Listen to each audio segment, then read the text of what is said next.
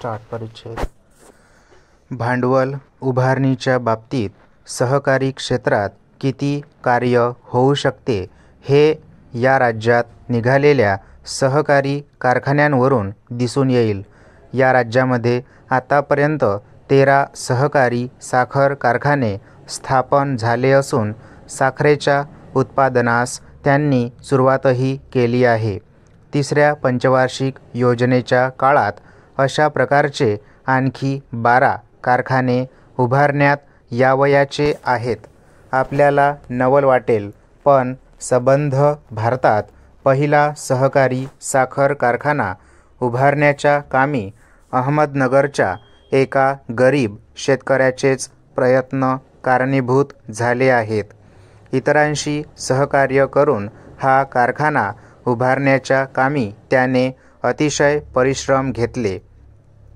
अशाच प्रकारचे उपक्रम आता भात, तेलबिया, सरकी आणि इतर क्षेत्रातही होऊ पाहत आहेत.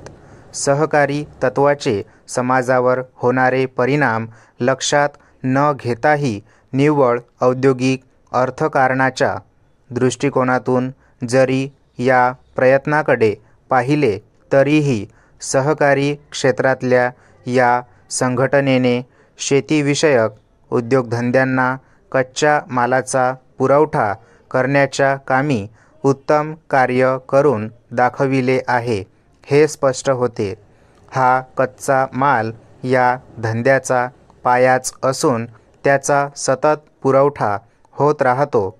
याचे कारण हा कच्चा माल उत्पादन करणारेच वरील औद्योगिक उपक्रमांचे मालक असतात. दुसऱ्या शब्दात सांगावयाचे म्हणजे सहकाराचा अवलंब करणारा शेतकरी हा या शेतीविषयक उद्योगधंद्यातला उत्पादकही असल्यामुळे औद्योगिकरणाच्या प्रक्रियेत साहजिकच कार्यक्षमता व गती निर्माण होते. परिणामी खेड्यापाड्यातून अशा प्रकारचे उद्योगधंदे निघण्यास आता सुरुवात झाली आहे आणि अर्थातच ही स्वागतार्ह अशीच गोष्ट आहे. परिच्छेद सहकार हे सरकारचे एक लाडावलेले मूल असून सहकारालाच सरकार उठसूट पुढे करीत असते, असा एक आरोप केला जातो.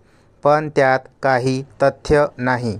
प्रत्येक पातळीवर औद्योगिकरणास चालना देण्याचा सरकारचा जो निर्धार आहे त्याचेच केवळ द्योतक असे हे वरील प्रकारचे प्रयत्न आहेत. इतर क्षेत्रातही प्रगती करण्याच्या बाबतीत सरकार तितकेच आस्थापूर्वक प्रयत्न करीत आहे व त्यासाठी पुढेही शक्य ते सर्व प्रयत्न करेल, असे मी या प्रसंगी आश्वासन देऊ इच्छितो.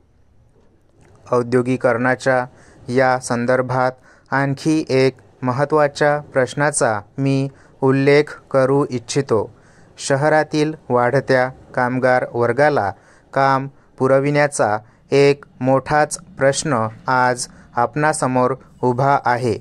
ग्रामीण भागातील लोकसंख्येत दरवर्षी 1.5% वाढ होते, तर नागरी विभागातील लोकसंख्येत त्याच काळात 4% भर पडते, असा अंदाज करण्यात आला आहे.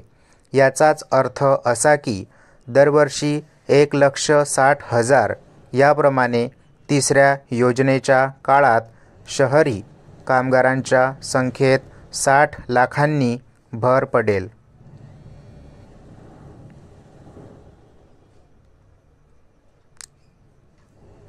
सध्याच्या नोकरीच्या बेकारीच्या प्रश्नाला हात लावावयाचा नाही असे म्हटले तरी कामगारांच्या एवढ्या वाढत्या संख्येला रोजगार पुरविण्याचा हा प्रश्न काही लहान नाही.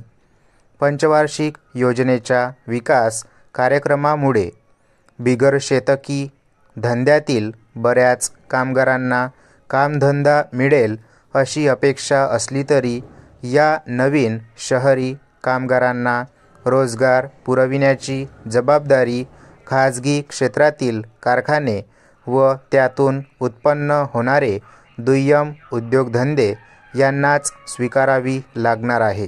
स्टॉप.